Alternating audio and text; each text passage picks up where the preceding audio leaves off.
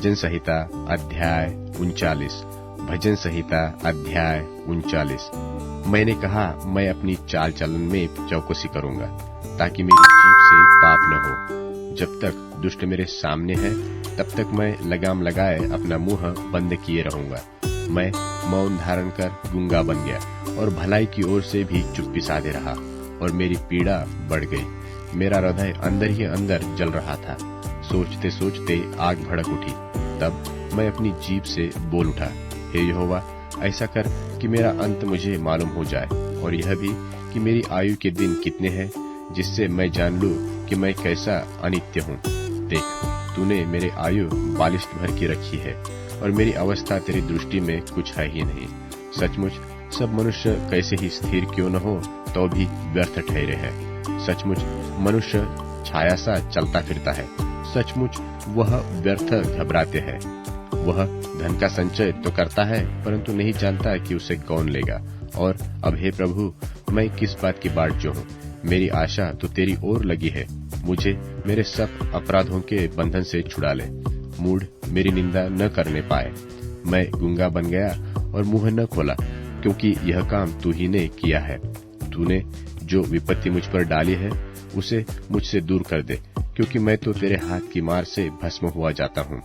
जब तू मनुष्य को अधर्म के कारण दपट दपट कर ताड़ना देता है, तब तू उसकी सुंदरता को फतिंगे की नाई नाश करता है।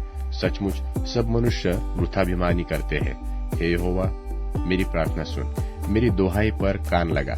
मेरा रोना सुनकर शांत न रह, क्योंकि मैं तेरे संग एक परदेशी यात्री की नाई रहता हूँ, और अपने सब पुरखों के समान परदेशी हूँ। आह, इससे पहले कि मैं यहाँ से चला जाऊँ और न रह जाऊँ, मुझे बचा ले, जिससे मैं प्रदीप्त जीवन प्राप्त करूँ।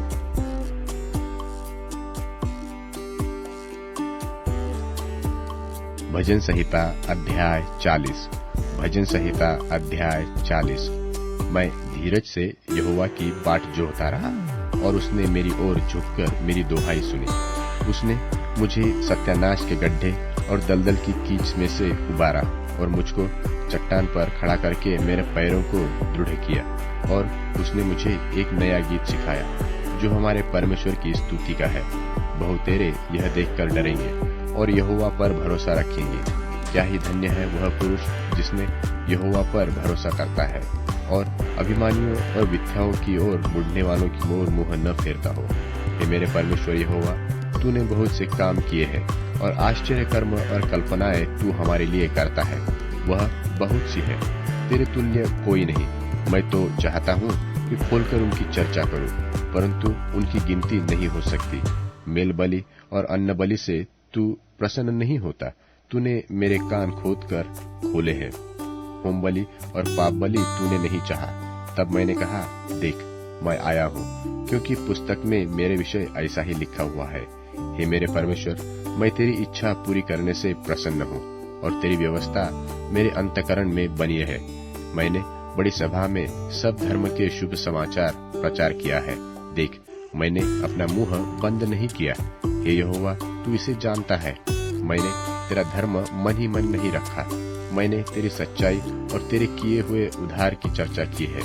मैंने तेरी करुणा और सत्यता बड़ी सभा से गुप्त नहीं रखी। हे यहोवा, तू भी अपनी बड़ी दया मुझ पर से न हटा ले। तेरी करुणा और सत्यता से निरंतर मेरी रक्षा होती रहे, क्योंकि मैं अनगिनत बुराइयों से घिरा हुआ हूँ। मेरे अधर्म के कामों ने मुझे आ पकड़ा, और मैं दृष्टि नहीं उठा सकता। वे गिनती में मेरे सिर के बालों से भी अधिक है, इसलिए मेरा हृदय टूट गया। हे यहोवा, कृपा करके मुझे छुड़ा ले। हे यहोवा, मेरी सहायता के लिए फुर्ती कर। जो मेरे प्राण की खोज में है, वे सब लज्जित हो, और उनके मुंह काले हो। जो मेरी हानि से प्रसन्न होते हैं, वे पीछे हटाए और निरादर किए जाए। जो मुझसे आह आह करते हैं, वे अपनी लज्जा के मारे विस्मित हो। जितने तुझे ढूंढते हैं, वह सब तेरे कारण हर्षित और आनंदित हो। जो तेरा किया हुआ उद्धार चाहते हैं, वह निरंतर कहते रहे कि यहोवा की बड़ाई हो। मैं तो दीन और दरिद्री हूँ, तो भी प्रभु मेरी चिंता करता है। तू मेरा सहायक और छुड़ाने वाला है। हे मेरे परमेश्वर, विलंब न कर।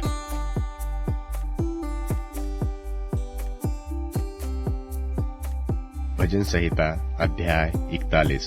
भजन संहिता अध्याय 41। क्या ही धन्य है वह जो कंगाल की सुधि रखता है। विपत्ति के दिन यहोवा उसको बचाएगा। यहोवा उसकी रक्षा करके उसको जीवित रखेगा और वह पृथ्वी पर भाग्यवान होगा। तू उसको शत्रुओं की इच्छा पर न छोड़। जब वह व्याधि के मारे सेज पर पड़ा हो तब यहोवा उसे संभालेगा। तू रोग में उसके पूरे बिछोने को उलटकर ठीक करेगा। मैंने यहोवा से कहा, हे यहोवा, मुझ पर अनुग्रह कर, मुझको चंगा कर, क्योंकि मैंने तो तेरे विरुद्ध पाप किया है। मेरे शत्रु यह कहकर मेरी बुराई करते हैं कि वह कब मरेगा, उसका नाम कब मिटेगा। और जब वह मुझसे मिलने को आता है तब वह व्यर्थ बातें बकता है। उसका मन अपने अंदर अधर्म की बातें संचय करता है और बाहर जाकर उनकी चर्चा करता है। मेरे सब बैरी मिलकर मेरे विरुद्ध कानाफूसी करते हैं। वे मेरे विरुद्ध होकर मेरी हानि की कल्पना करते हैं। वे कहते हैं कि इसे तो कोई बुरा रोग लग गया है। अब जो यह पड़ा है तो फिर कभी उठने का नहीं। मेरा परम मित्र जिस पर मैं भरोसा रखता था वह मेरी रोटी खाता था। उसने भी मेरे विरुद्ध लात उठाई है। परंतु हे यहोवा, तू मुझ पर अनुग्रह करके मुझको उठा ले कि मैं उनको बदला दूं। मेरे शत्रु जो मुझ पर जयवंत नहीं हो पाता, इससे मैंने जान लिया है कि तू मुझसे प्रसन्न है और मुझे तो तू खराई से संभालता है और सर्वदा के लिए अपने सन्मुख स्थिर करता है। इस्राएल का परमेश्वर यहोवा आदि से अनादिकाल तक धन्य है। आमीन फिर आमीन। इफिसियों के नाम पौलुस प्रेरित की पत्री 5वां अध्याय। इसलिए प्रिय, बालकों की नाई परमेश्वर के सदृश्य बनो और प्रेम में चलो, जैसे मसीह ने भी तुमसे प्रेम किया और हमारे लिए अपने आप को सुखदायक सुगंध के लिए परमेश्वर के आगे भेंट करके बलिदान कर दिया।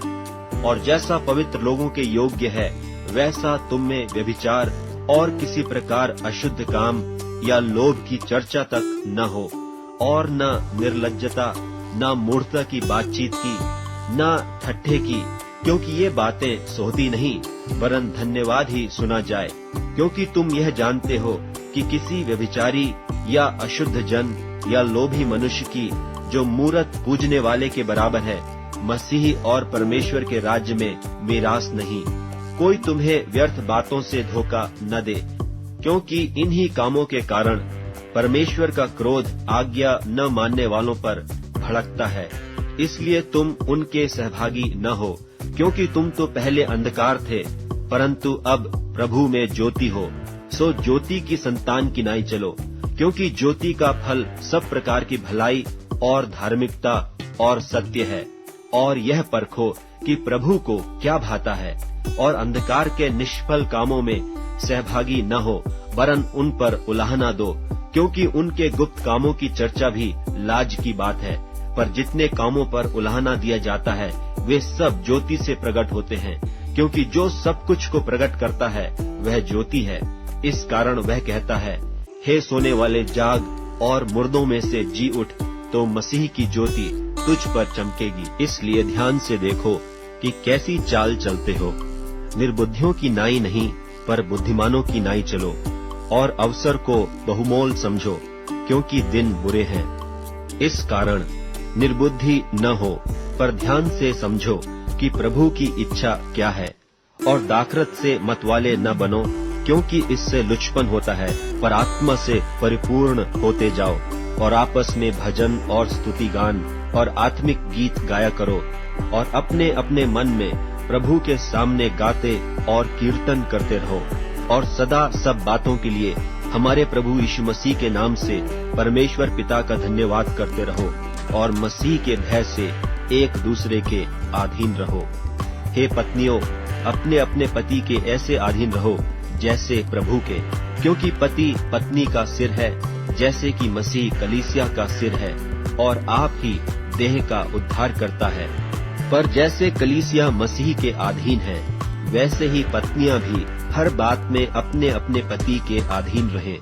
हे पतियों, अपनी अपनी पत्नी से प्रेम रखो, जैसा मसीह ने भी कलीसिया से प्रेम करके अपने आप को उसके लिए दे दिया, कि उसको वचन के द्वारा जल के स्नान से शुद्ध करके पवित्र बनाए, और उसे एक ऐसी तेजस्वी कलीसिया बनाकर अपने पास खड़ी करे जिसमें न कलंक, न झुर्री, न कोई और ऐसी वस्तु हो, वरन पवित्र और निर्दोष हो।